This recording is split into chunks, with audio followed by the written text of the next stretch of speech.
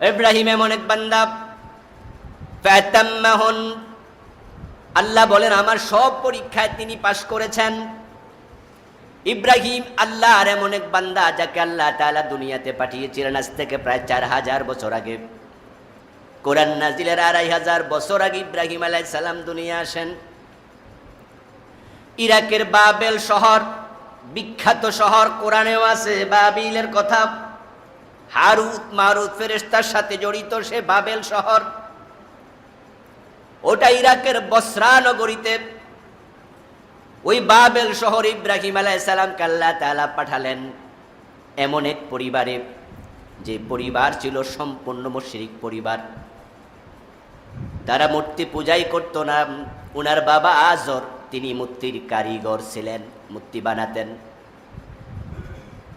একবারে ধর্মান্ধ গোড়া একজন মূর্তি পূজকের সন্তান ইব্রাহিম আলাইহিস সালাম। উনি জন্মের পর থেকে দেখতে পান উনার মা, উনার বাবা, উনার পরিবার, উনার আত্মীয় স্বজন সবাই মূর্তির পূজা করছে। নিজের হাতে মূর্তি বানিয়ে ওই মূর্তিকে সামনে নিয়ে ইব্রাহিম আলাইহিস সালামের বাবা মাথা নত করে নম নম করছে, উনার মা মাথা নত করছে। ইব্রাহিম আলাইহিস সালাম ছোট মানুষ, কিন্তু সত্যের অনুসন্ধানী। ওনার মনে প্রশ্ন আসলো, এগুলোকে বানায়া আবার তার কাছে কেন মাথা নত করা হচ্ছে? তাই তিনি জানতে চাইলেন, হয়তোবা ওনার মায়ের কাছে, বাবার কাছে তারা ওনাকে যে ধারণা দিল সেটা হতে পারে তারা বুঝাচ্ছে এগুলো তাদের সৃষ্টিকর্তা। ইব্রাহিম আলাইহিস সালামের বুঝে আসেনি, এই মূর্তি আমার বাবা বানায়, তাহলে মূর্তি কিভাবে সৃষ্টিকর্তা হয়? এই মূর্তির সৃষ্টিকর্তা তো আমার বাবা, এটা তো হতে পারে না। নিজ হাতে মূর্তি বানায়া নিজে সৃষ্টিকর্তা কেন মনে করবেন? তাই তিনি কোনো একদিন উনার মাকে প্রশ্ন করলেন, মা, আমি তোমার কাছে জানতে চাই আমাদের আসল প্রভুকে, সৃষ্টিকর্তাকে, কে আমার মাবুদ, কে আমার প্রভু? ইব্রাহিম আলাইহিস সালামের মা তখন বলে দিলেন, তুই আমার পেটে জন্মগ্রহণ করেছিস, আমি তোর সৃষ্টিকর্তা। ইব্রাহিম প্রশ্ন করলেন, তাহলে তোমার খোদাটাকে? মা বললেন, তোর বাবা আমাকে খাওয়ায়, লালন পালন করে, তা আমার প্রভু, আমার রব তোর বাবা। ইব্রাহিম আলাইহিস সালাম বললেন, বুঝলাম, তাহলে আমার বাবার খোদাটাকে? ইব্রাহিম আলাইহিস সালামের মা বললেন, তোর বাবার খোদা হলো নমরুদ, এবং নমরুদ তামাম দেশের রব, সব মানুষ তাকে খোদা বানিয়ে রাখে। খোদা বলছে, খোদা মেনে ডাকছে। ইব্রাহিম প্রশ্ন করলেন, তাহলে নমরুদের খোদাটাকে? মায়ের কাছে আর জবাব নাই। ইতিহাসে পাওয়া যায়, মা ওনার গালের মাঝে থাপ্পড় মেরে বলেছিলেন, প্রশ্ন আর করবি না, এই প্রশ্ন যদি নমরুদের কানে যায় তোর বাবার চাকরি থাকবে না। তোর বাবা নমরুদের বাড়িতে চাকরি করে, পার্ট টাইম মূর্তি বানায়, এইভাবে আমাদের সংসার চলে। তোর প্রশ্ন যদি নমরুদ শোনে খেপে যাবে, আর ঝামেলা করবি না। মায়ের কাছ থেকে কোনো উত্তর ইব্রাহিম আলাইহিস সালাম পান নাই, থাপ্পড় খেয়েছেন। থাপ্পড়ের নাম উত্তর হতে পারে না। ইব্রাহিম আলাইহিস সালামকে মা যথাযথ জবাব দিতে পারেননি, থাপ্পড় দিয়ে থামাতে চাইলেন। এটাই আজকের পৃথিবীতে চলমান, যাদের কাছে সমাধান নাই তারাই সন্ত্রাসের পথ বেছে নেয়। সমাধান যাদের কাছে নাই তারাই সন্ত্রাসী হয়, পেরাশ্বাস হয়, পেশি শক্তি দেখায়। আর যাদের কাছে যুক্তি আছে, সমাধানের পথ আছে, তারা কখনো সন্ত্রাসের পথ বেছে নেয় না। ভালো মানুষরা সন্ত্রাসী হয় না। ইব্রাহিম আলাইহিস সালামের মাকে আমি সন্ত্রাসী বলছি না, আমি বলছি উনার কাছে সমাধানের করার মতো, সমাধান দেওয়ার মতো কোনো যুক্তি ছিল না। তাই যার কাছে যুক্তি নাই সেই পেশি শক্তির পথ বেছে নেয়। ইব্রাহিম আলাইহিস সালাম মায়ের থাপ্পড় খেলেন, ঘর থেকে বের হয়ে গেলেন, বাড়ির পাশে কোনো পাহাড়ের টিলার উপরে উঠলেন। পাহাড়ের চূড়ায় উঠে মনে মনে ভাবছেন, মায়ের কাছে জবাব চাইছিলাম, মা তো জবাব দিল না, এর মানে হলো আমার মায়ের কাছে কোনো জবাব নেই। তাহলে আমার রবকে কে আমাকে বানালো? ইব্রাহিম আলাইহিস সালাম ভাবতে ভাবতে দিনটা কেটে গেল, সূর্যটা ডুবে গেল, রাত আগমন করলো। ওই ভাবনা অবস্থায় ফালাম্মা জান্না আলাইহিল লাইল রাআ কাওকাবা, আল্লাহ তাআলা কোরআন মাজিদে বলেন ভাবতে ভাবতে সন্ধ্যা, রাত ছেয়ে গেল, চারদিক আধারে ঢেকে নিল।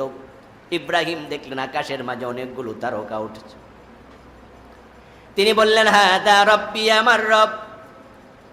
ফালাম্মা ফালা ক্বালা লা উহিব্বুল আফিলিন, কিছুক্ষণ পরে দেখলেন তারকাগুলো ডুবে গেল।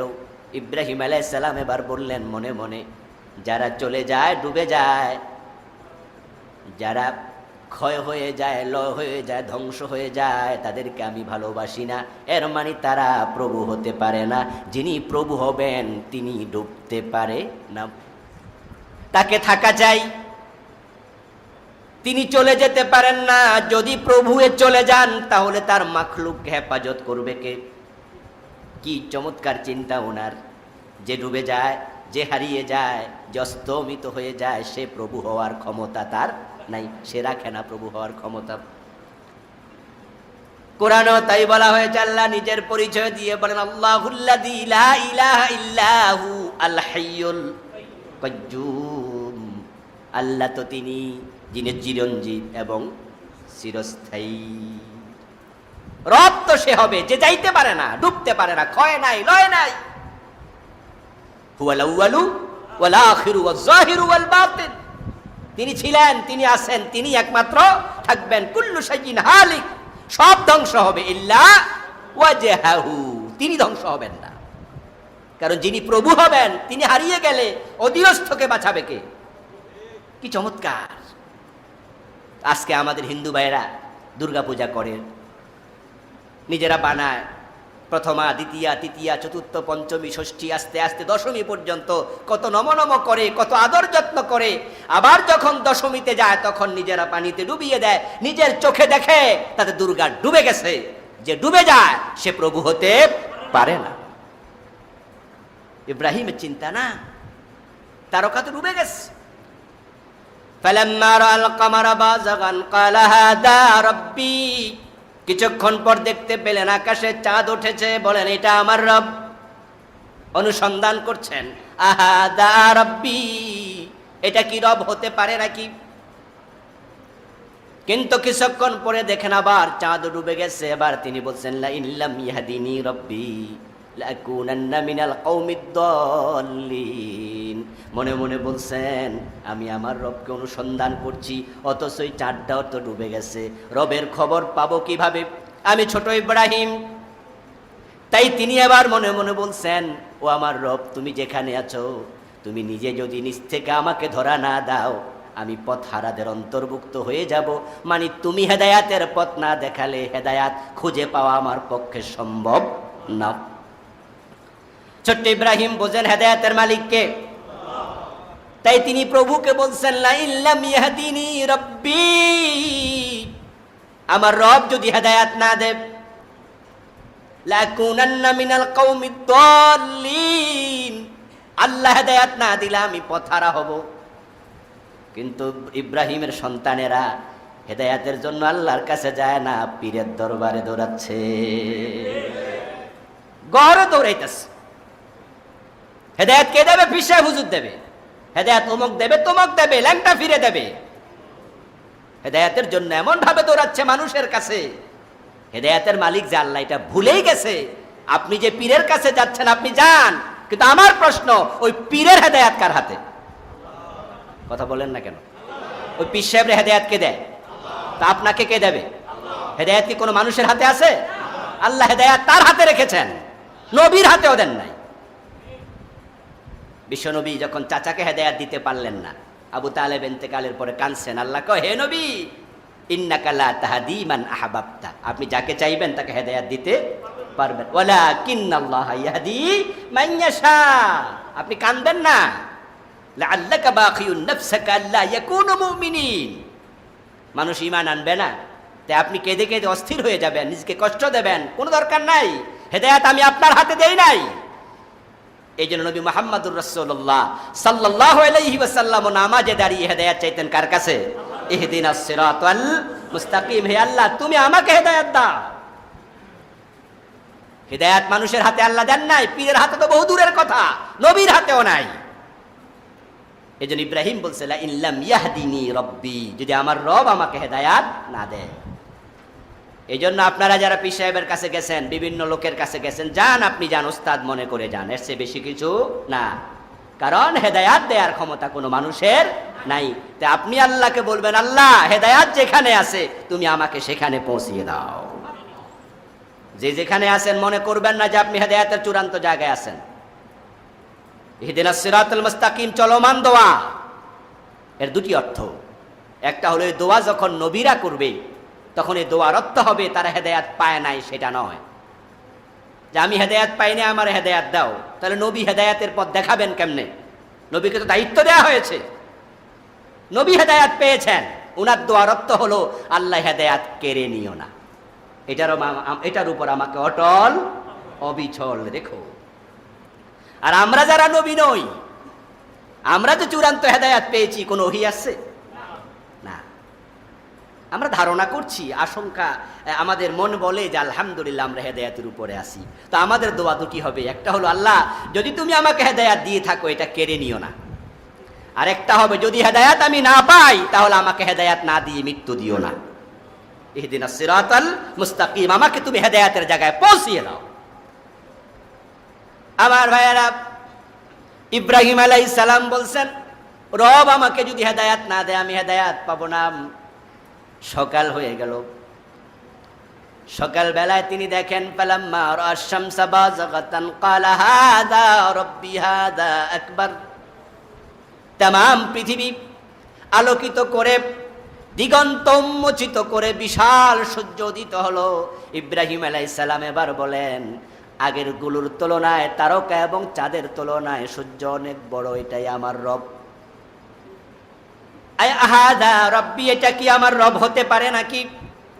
অনুসন্ধান করছেন, কিন্তু আবার ভাবতে ভাবতে যখন সন্ধ্যা হয়ে গেল, ফালাম্মা ফালাত, সূর্যটাও ডুবে গেল। ইব্রাহিম আলাইহিস সালাম হেদায়েতের খোঁজে আছেন, তিনি হেদায়েত পান নাই। গত রাত থেকে শুরু করে একটা রাত চলে গেল, একটা পুরা দিন চলে গেল, রবের কাছে অনুসন্ধান করছেন। বলছেন প্রভু তুমি হেদায়েতের পথ দেখাও। সূর্যটা ডুবে গেল। সূর্য ডুবে যাওয়ার পর আল্লাহ তাআলা ইব্রাহিম আলাইহিস সালামের অন্তরে হেদায়েতের আলো দিয়ে দিলেন। আল্লাহ নিজে হেদায়েতের পথ উনাকে চিনায়া দিলেন। এবার ইব্রাহিম আলাইহিস সালাম বলছে ইয়া কওমি ইন্নী বারীউম মিম্মা তুশরিকুন। আমার সাথে পড়ুন, ইন্নী ওয়াজ্জাহতু ওয়াজহিয়া লিল্লাযী ফাতারাস সামাওয়াতি ওয়াল আরদা হানিফাও ওয়া মা আনা মিনাল মুশরিকিন। হে আমার জাতি, ইন্নী বারীউম মিম্মা তুশরিকুন, তোমাদের শিরকের সাথে আমি আর নাই, আমি পরিপূর্ণ মুক্ত। এর মানে এই নয় যে আমি শিরকের সাথে ছিলাম, বরং তিনি ঘোষণা দিয়ে জানিয়ে দিলেন তোমাদের সাথে আমি নাই, বরং আমি আমার চেহারা, আমার শরীর, আমার মন, আমার সর্বস্ব আমি ফিরিয়ে দিলাম ওই রবের দিকে যিনি এই সূর্য, চন্দ্র, তারকা, আকাশ, জমিন সৃষ্টিকারী, স্রষ্টা। চাঁদ আমার রব নয়, সূর্য আমার রব নয়, তারকা আমার রব নয়, বরং এগুলো বানাইছেন যিনি, তিনি হলেন আমার রব। এটা বুঝার মতো ক্ষমতা, এই অনুভূতি দিয়েছেন তাকে কে? আল্লাহ। হিদায়াত আল্লাহর হাতে, এবং এটা যখন আল্লাহ তাআলা কাউকে দেন এটা তার সবচেয়ে বড় নিয়ামত। আর যাকে দেন না ওই ব্যক্তির মতো হতভাগ্য আর কেউ নাই। যিনি পান তিনি পেয়ে ধন্য হন, আর হেদায়াত যে পায় না, বঞ্চিত হয়, সে লাঞ্ছিত হয়। হযরত বেলাল পেয়েছিলেন, এমন অনুভূতি তার অন্তরে তৈরি হয়েছিল, গলার মাঝে রশি লাগাইয়া টানছে, কালেমা থেকে আর ছড়তে রাজি হন নাই। এবং আপনারা জানেন যে হযরত মূসা আলাইহিস সালামের সাথে আপনার ওই যে প্রতিযোগিতা করার জন্য একদল জাদুকরকে ডেকে আনা হয়েছিল, এই কথা আপনারা শুনেছেন, কোরআনে আছে। ৭০,০০০ ছিল তার সংখ্যা, কোন কোন ঐতিহাসিক বলেন ফেরাউন দাওয়াত দিয়ে এনেছিল। প্রতিযোগিতায় লিপ্ত হওয়ার আগে ওই জাদুকররা ফেরাউনকে প্রশ্ন করেছিল, যদি আমরা আজকে বিজয়ী হই তাহলে আমাদের কি দেবেন? ফেরাউন তখন বলেছিল, আমার সান্নিধ্য দেব, এর মানে আমার কাছে থাকার অনুমতি দেব। এর অর্থ হলো যা চাইবা তাই পাই। তারা বলল খুশি, তাহলে আমরা ঠিক আছে। যদি বলতো এই দেবো ওই দেবো, বাড়ি দেবো, তাহলে গাড়ি তো পাইল না। গাড়ি দেবো তাহলে বাড়ি পাইল না। বাড়ি গাড়ি দেবো তো বউ পাইল না। একটা বললে আরেকটা পাবে না। তাই ফেরাউন বলছে কাছে দেব, সাথে রাখবো, এর মানে আমার ক্ষমতা যা আছে, যা চাইবা সব। জাদুকররা বলে আমরা খুশি।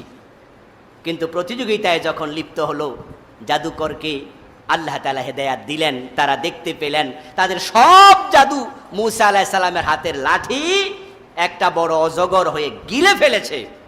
তাদের ভিতরে অনুভূতি আসছে উনি জাদুকর হতে পারে না। সবগুলো জাদুকর তাৎক্ষণিকভাবে সিজদায় পড়ে গেল। সুবহানাল্লাহ পড়ে।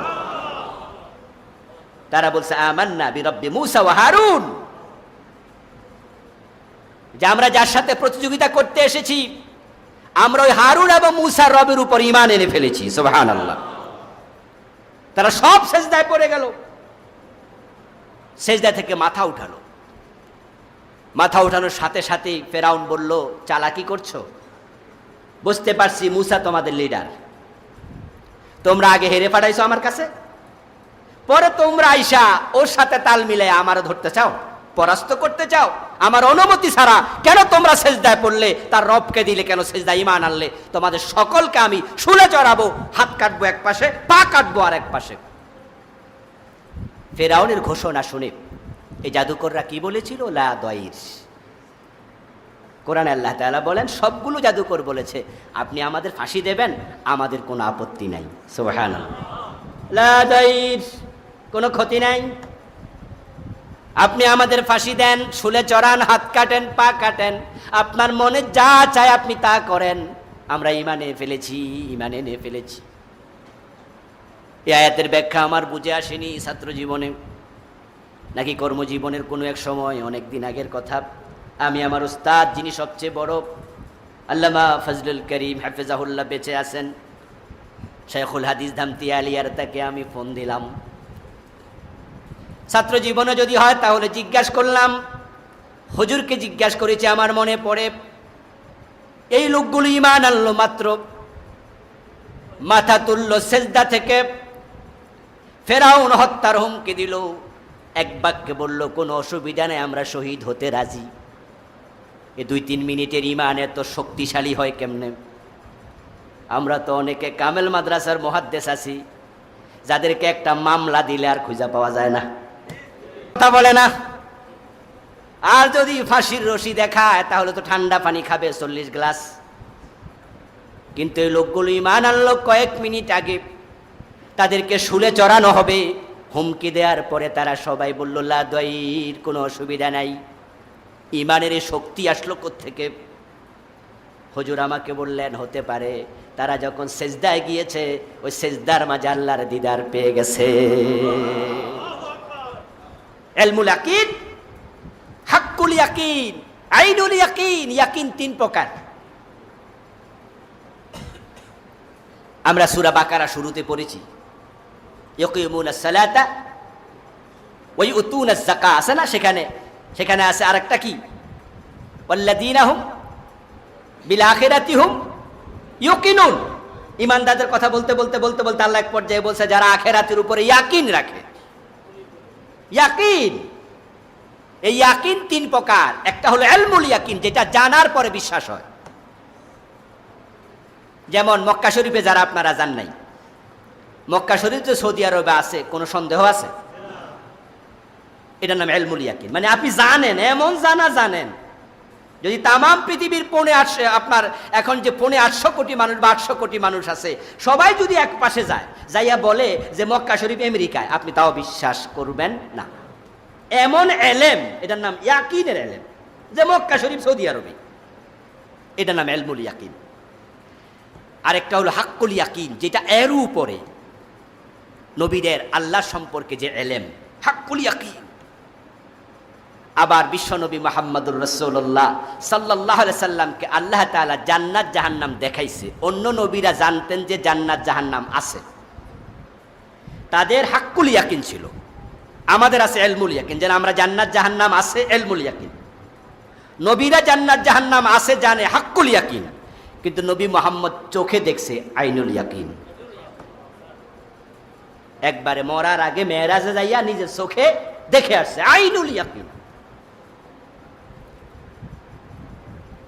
ওই জাদুকররা যখন সেজদায় গেছে, আল্লাহ তাআলা তাদেরকে আইনুল ইয়াকিন, হাক্কুল ইয়াকিন, ইলমুল ইয়াকিন সব একসাথে দিয়ে দিয়েছেন। তা সেজদা থেকে মাথা তোলার পরে তারা বলছে, মাইরা ফেলবেন, মাইরা ফেলেন, কিচ্ছু আসে যায় না। ইব্রাহিম আলাইহিস সালাম, আল্লাহ পাক রব্বুল আলামিন উনাকে হেদায়েতের আলো এমন ভাবে দিয়েছিলেন, ইলমুল ইয়াকিন অর্জিত হয়েছে। আল্লাহ তাআলা বলেন, ওয়া কাযালিকা নুরি ইব্রাহিমা মালাকুতাস সামাওয়াতি ওয়াল আরদ ওয়ালিয়াকুনা মিনাল মুকিনিন। আমি ইব্রাহিমকে সান্নিধ্য দিয়েছি, আকাশ জমিনের মালাকুত জাবারত দেখিয়েছি। আর আমার ইব্রাহিম যারা ইয়াকিনওয়ালা তাদের অন্তর্ভুক্ত হয়ে গেছে। ইব্রাহিম আলাইহিস সালাম প্রসঙ্গে আমরা কথা বলছিলাম। আল্লাহ উনাকে হেদায়াত দিয়ে দিয়েছেন, হেদায়াত তিনি পেয়েছেন।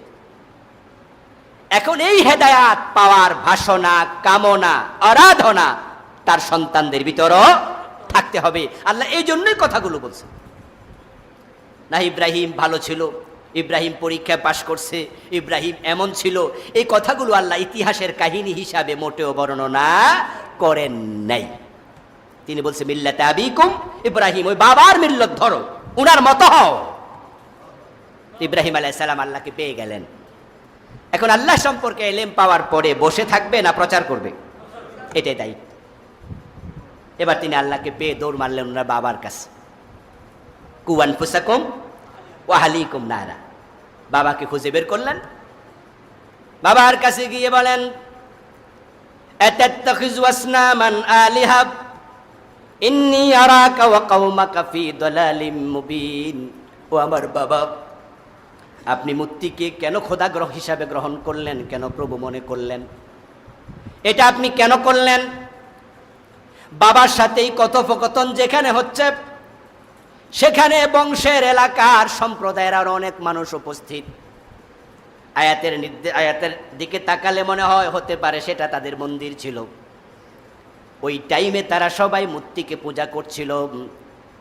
আর তিনি সেখানে বলছেন, ওয়াইযা ক্বালা ইব্রাহিমু লিআবিহি, উনি উনার বাবারে বললেন, লিআবিহি ওয়া কওমিহি, বললেন তার সম্প্রদায়ের লোকেরে, মা হাযিহি তামাসিলুল্লাতী আনতুম লাহা আকিফুন।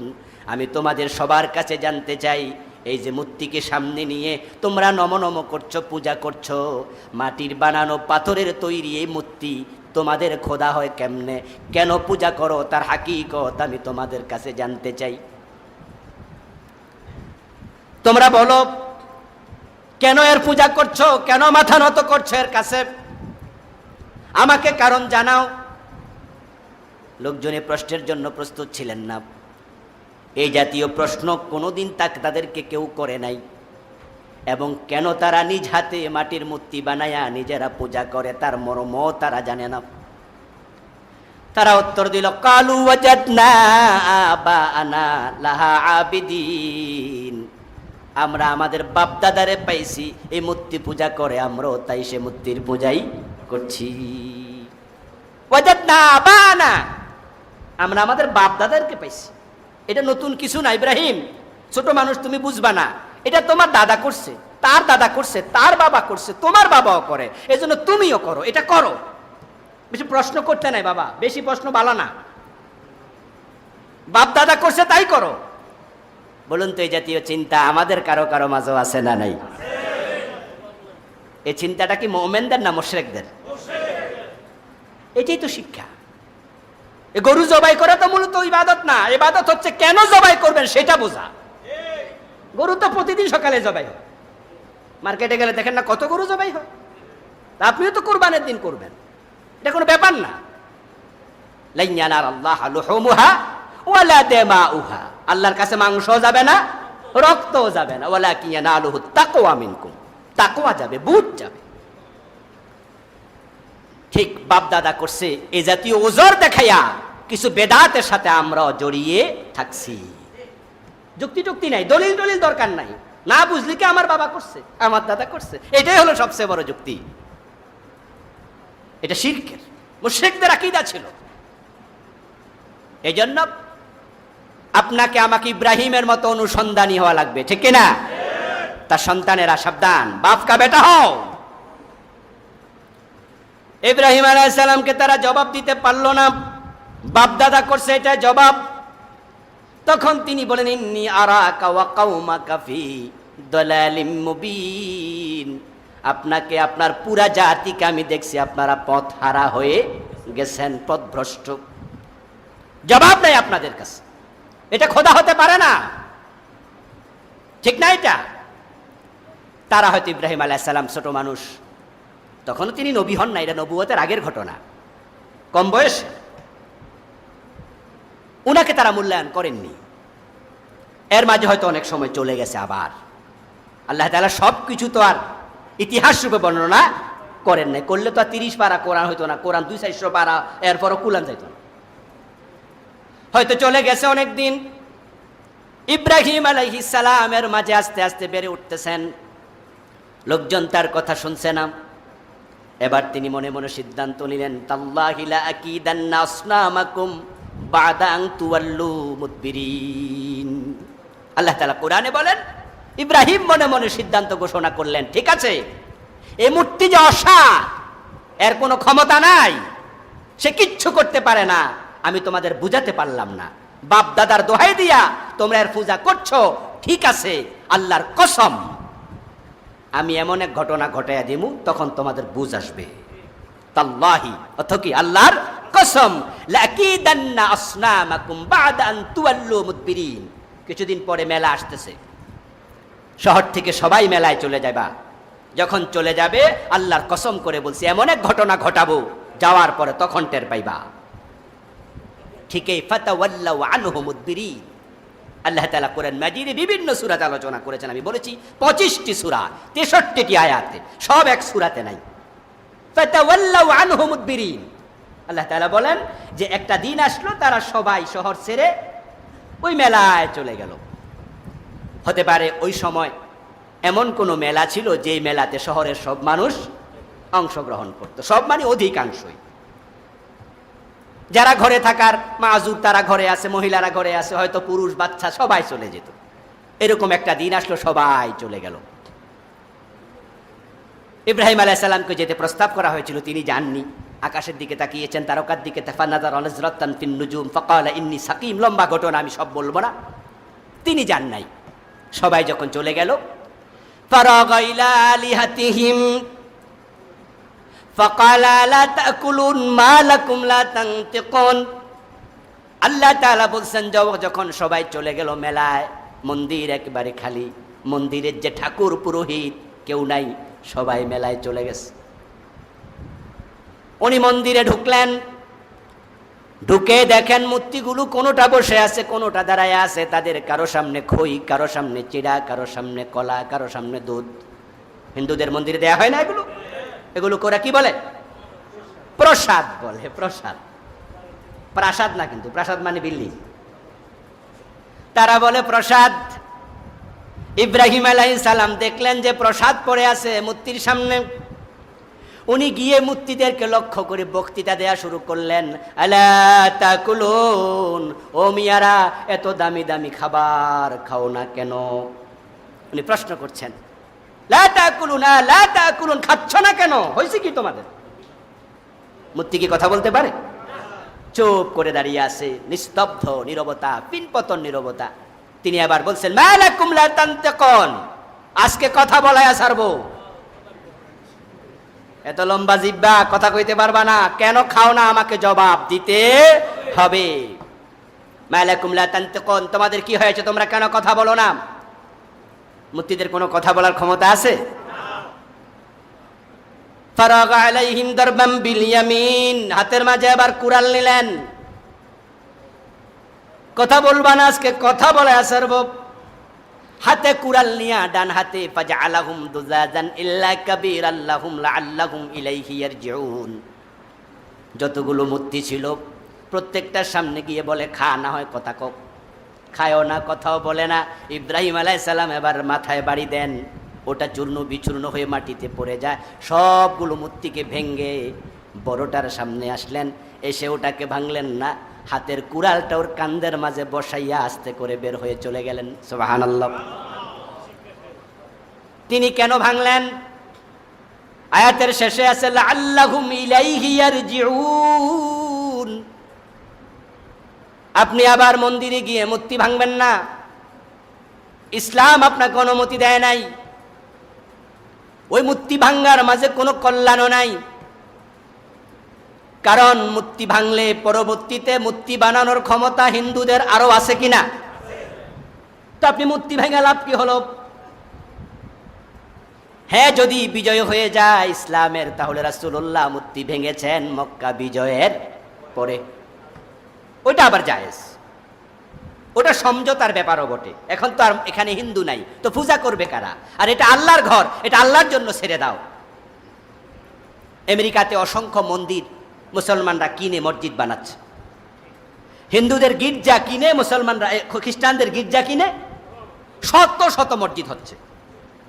এবং মজার ব্যাপার হলো, যারা ইহুদি তাদের ধর্মীয় উপাসনালয়ের নাম হলো সিনেগাগ, তারা যখন সেটা বিক্রি করতে চায়, খ্রিস্টানরা যখন গির্জার চার্চ বিক্রি করতে চায়, যদি মুসলমান মসজিদ বানাবে বলে, তখন তারা দাম অর্ধেক নেয় অথবা আরো কম নেয়। আমি নিজেই এরকম খ্রিস্টানদের গির্জা নামাজ পড়েছি, বললো হুজুর এটা গির্জা ছিল, এখন আমাদের মসজিদ, আমরা এত টাকা দিয়ে কিনেছি। হুজুর এটা ইহুদিদের সিনেগাগ ছিল, আমরা এটা কিনেছি, নামাজ পড়ছি, এখন আমাদের মসজিদ। হুজুর দাম কম নিছে। তা আমি বললাম কেন? আমাদের বাংলাদেশে তো আমরা শুধু কিলাকিলি করি, এখানে একটু, বললো এখানে একটু উদারতা আছে।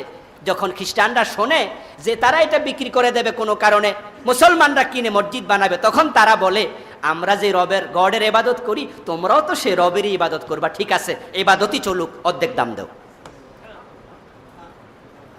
তারাবির নামাজে জায়গা হয় না, মুসলমান সংকুলন হয় না মসজিদে, ইহুদিরা তাদের উপাসনালয়ের চাবি দিয়ে দিয়েছে, বিশাল উপাসনালয়, এর পাশে ছোট্ট মসজিদ।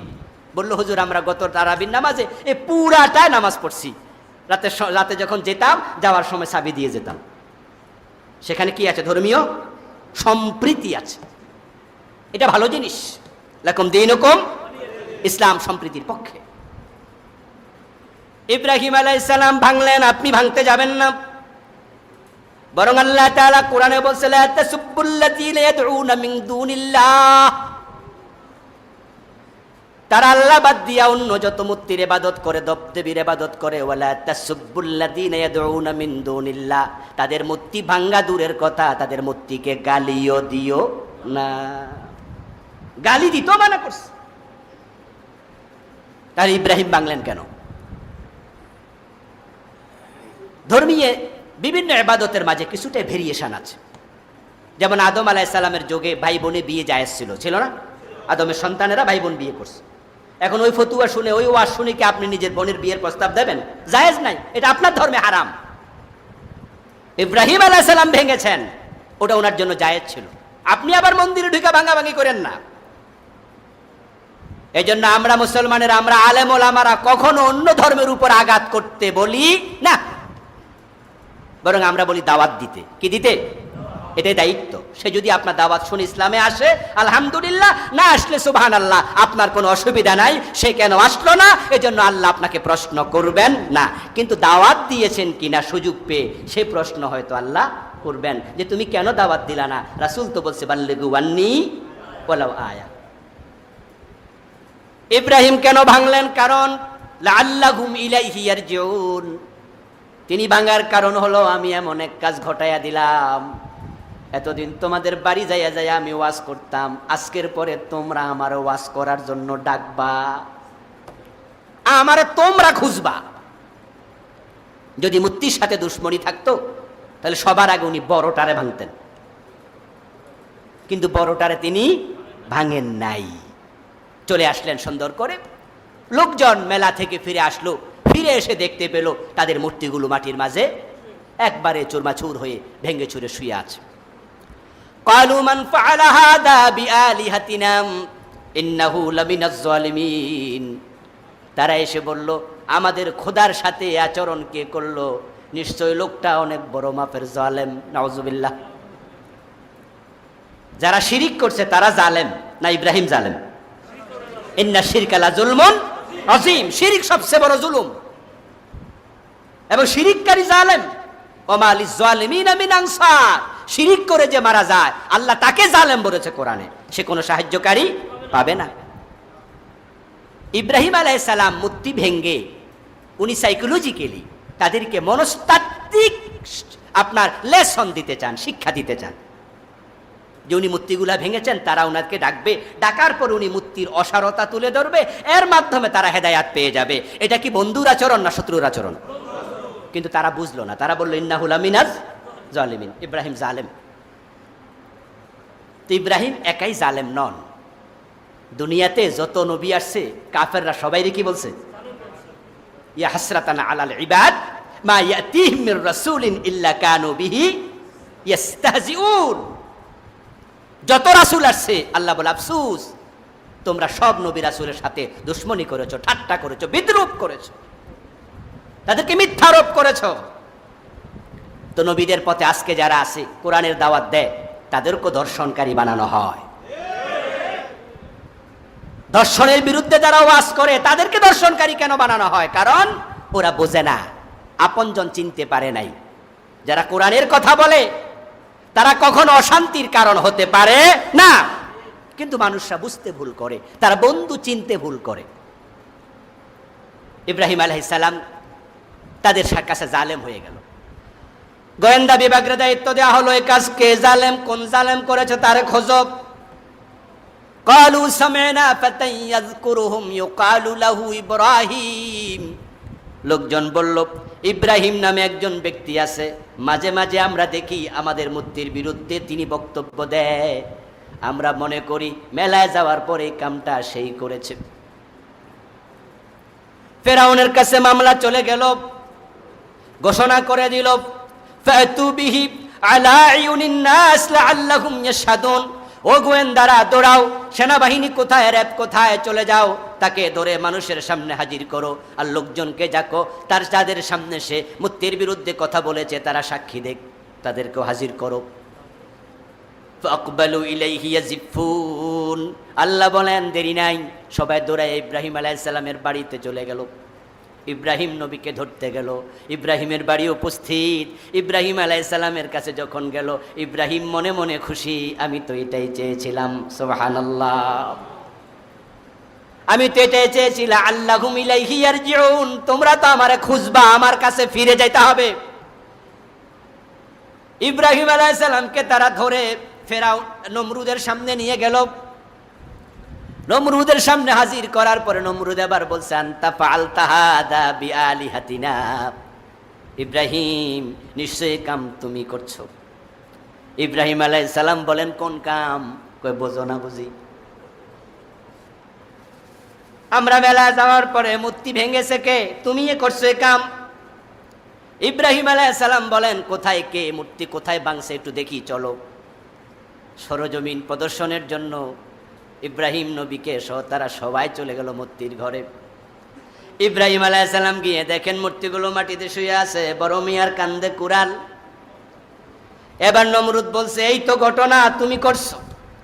ইব্রাহিম আলাইহিস সালাম এবার বলছে, বাল ফাআলাহু কাবীরুহুম হাযা। আমার দোষ কেন দেন? কুড়াল যার কান্দে বড় মিয়া কাম করছে।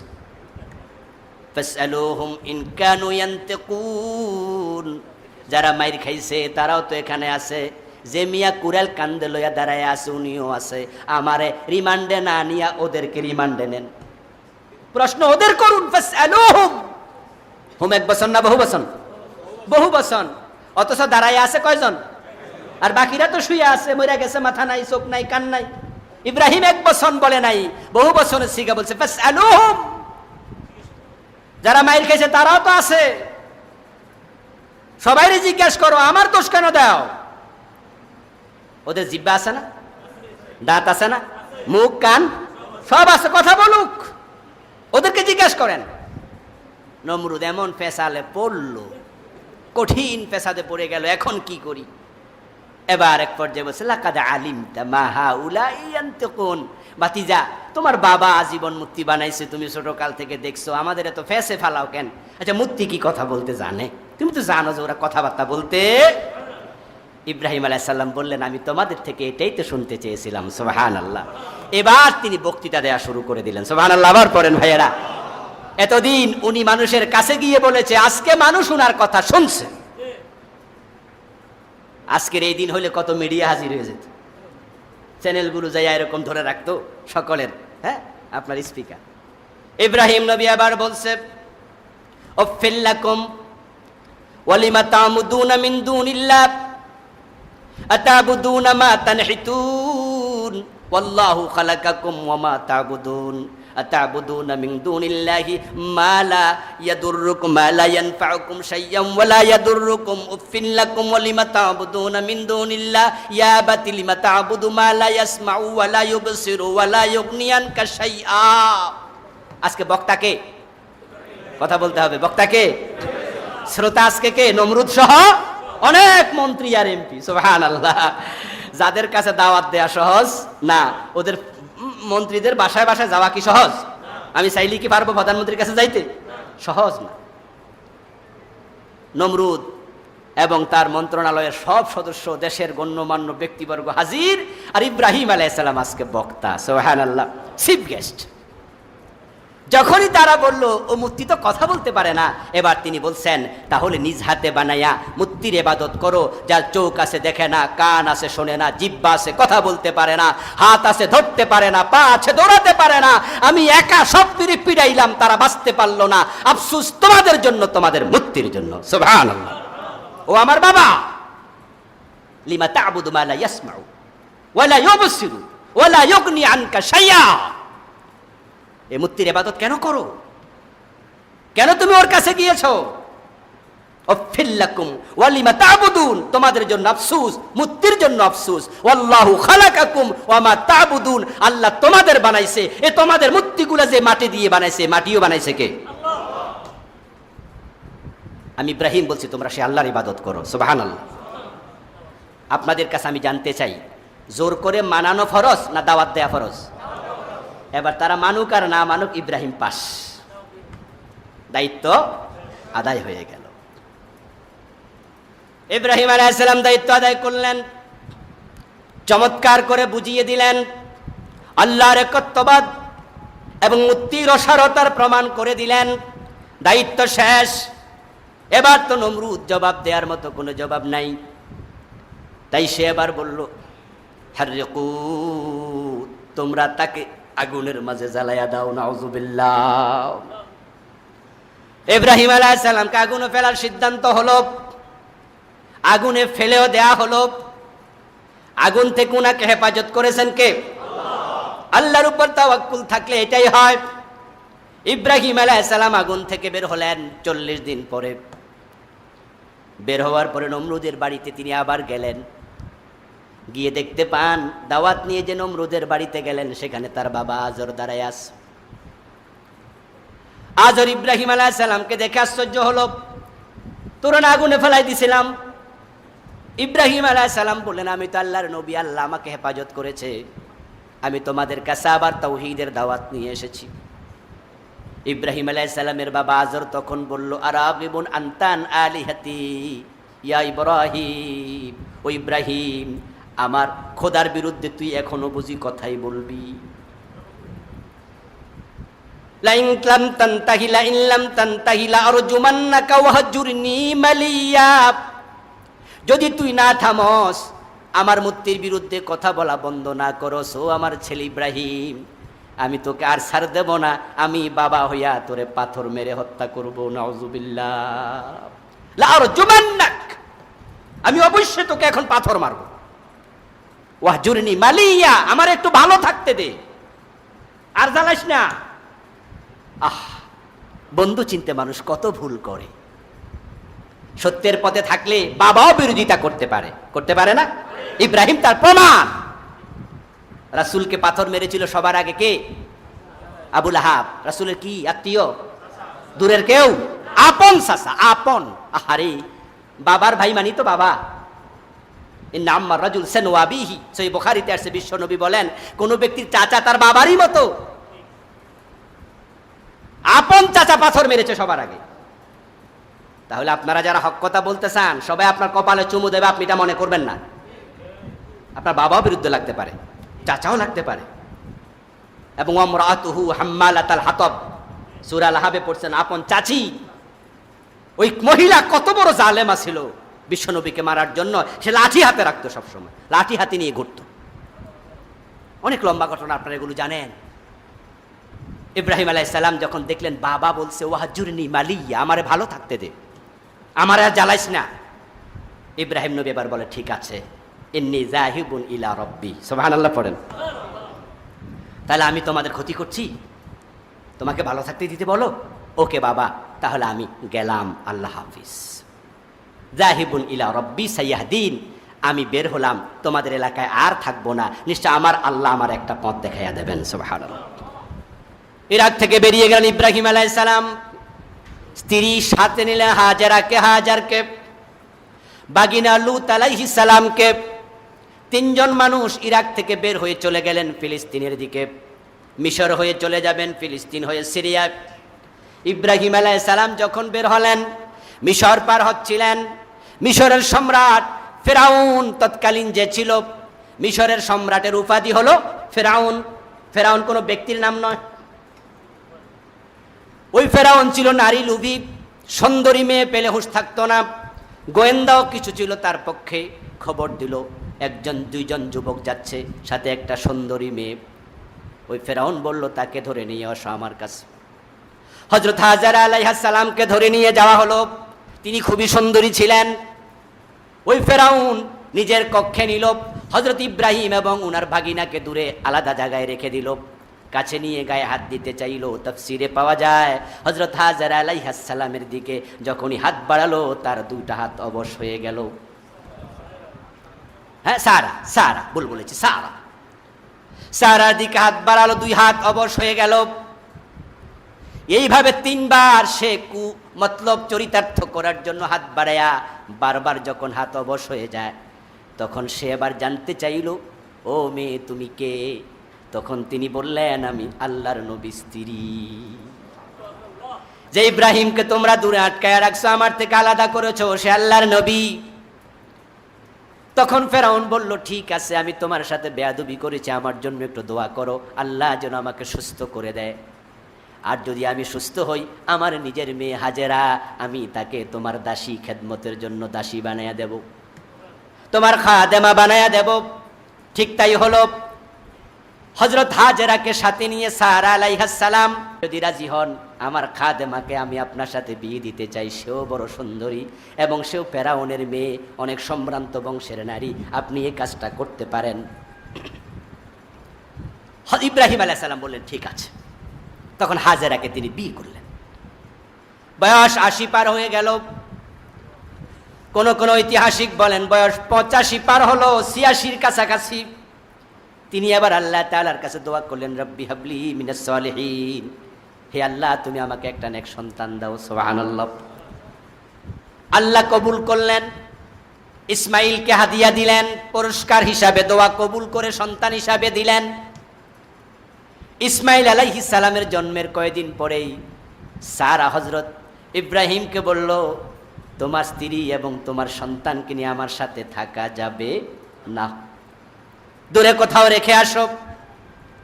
ইব্রাহিম আলাইহিস সালাম স্ত্রীর প্রস্তাবনা শুনে ওহীর অপেক্ষা করছেন।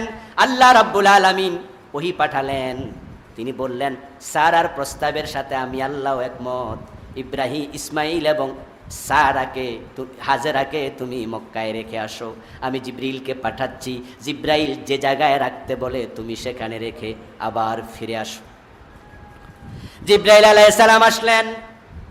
হযরত হাজেরা হযরত ইসমাইল আলাইহিস সালামকে সাথে করে জিব্রাইল আলাইহিস সালামের দেখানো পথ ফলো করতে করতে একবারে মক্কায় চলে গেলেন। সিরিয়া থেকে মক্কা অনেক দূর। ওখানে যাওয়ার পরে ফারান নামক উপত্যকা, চারিদিকে ঘর নাই, বাড়ি নাই, ধুধু মরুভূমি এবং কিছু বড় বড় পাহাড়। পাহাড়ের পাদদেশে উপত্যকা, একটু উঁচু জায়গা। মনে হয় যেন এখানে আগে ঘর ছিল, কিন্তু এখন ঘরের কোনো চিহ্ন নেই। ওখানে রাখতে বলা হলো, রাখলেন, কিন্তু আজকে তো আর সামনে যাওয়া যাবে না। 35 হয়ে গেছে। আমরা এখান থেকে ইনশাআল্লাহ আগামী জুমায় আলোচনা করব, কোরবানের কিছু মাসালা বলবো। আজকে আমরা এখানেই থেমে গেলাম সময়ের কারণে। যতটুকু বললাম অতটুকু থেকে শিক্ষা নেয়ার তৌফিক আল্লাহ আমাদের দান করুন, আমিন।